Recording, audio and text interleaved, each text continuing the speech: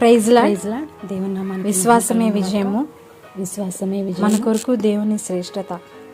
తన కొరకు కనిపెట్టు వాని విషయమై నీవు తప్ప తన కార్యము సఫలము చేయ మరి ఏ దేవుణ్ణి ఎవడు ఏ కాలమున ఆయన బలమును ఎరుగు నిమిత్తము యెషయా ఆయన శ్రమలో 64వ అధ్యాయము 4వ వచనం.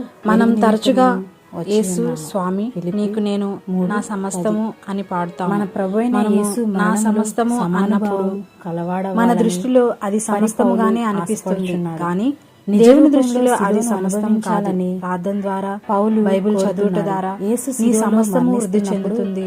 40 సంవత్సరాల క్రితం ఈ పాట నేను పాడాను మరియు నా సమస్తమును ఇచ్చేసాను అని అనుకున్నాను. నేను లోతుగా త్రవ్వుకున్నప్పుడు నేను నా సమస్తమును ఇవ్వలేదు. అలాంటి మరణంలోనికి నా సమస్తము అన్న మాట మనం గ్రహింపును బట్టి క్రీస్తు రూపంలో దేనిని మనము మన సమస్తాన్ని ఆయనకు అర్పిస్తే మనము అందరినీ క్రీస్తు వలె అవుతాము. అప్పుడు స్వస్థత వరాలు నా ప్రియ కుమారుడు ఈయన యందు నేను ఆనందించుచున్నాను. స్వస్థత ప్రార్థన సిఫారసు దేవుని దగ్గర నుండి అన్నిటికన్నా అదే విధంగా దేవుడు మనల్ని బట్టి కూడా ఆనందించాలి. అది నీ కొరకు ఏం సిద్ధపరిచి ఉన్నాడో దేవునికి తెలుసు.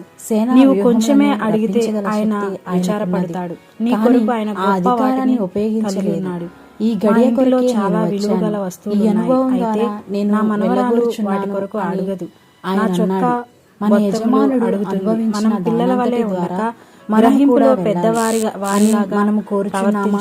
మనకు అలాంటి జాగ్రత్తమే గాని ఏ విధమైన సిలువను గురించి మనం ఎప్పుడూ ప్రార్థన లోపత్వమే గాని పౌలు వలె ప్రార్థించాము. ఇదే పరిశుద్ధ ఇటువంటి కోరికలు మన దగ్గర క్రైస్తవుడు అలాగునా ఉండాలి. మనం పరిశుద్ధాత్మతో అది చాలా అపాయకరం నుండి నేను యేసు వలె ఉండాలి. ఈ రోజుల్లో మన గట్టి కోరికగా ఉండాలి. క్రీస్తు స్వారూప్యానికి వ్యతిరేకంగా మన అంతరంగంలో చూచి నవ్వుతుంది. ఇదే నవీన కళాశాలలో కూడా శ్రమలు లేవు, చదివి ఉండవచ్చు, హింసలు లేవు, దేవుని నష్టములు లేవు, ఏమీ లేవు. వారు వేషధారణతో క్రైస్తవత్వమును మనం ఒక ప్రసంగికుడు అనేక అపాయాలకు ఎంత విచారము బైబిల్లోని క్రైస్తవ్యమును అది కాదు.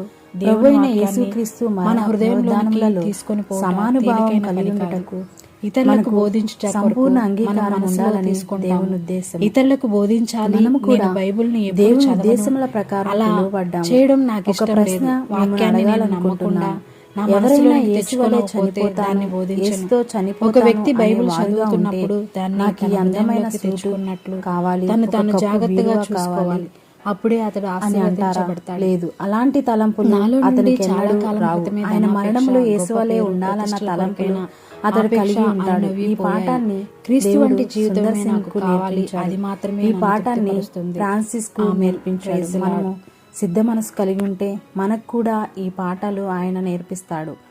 ఆమేన్.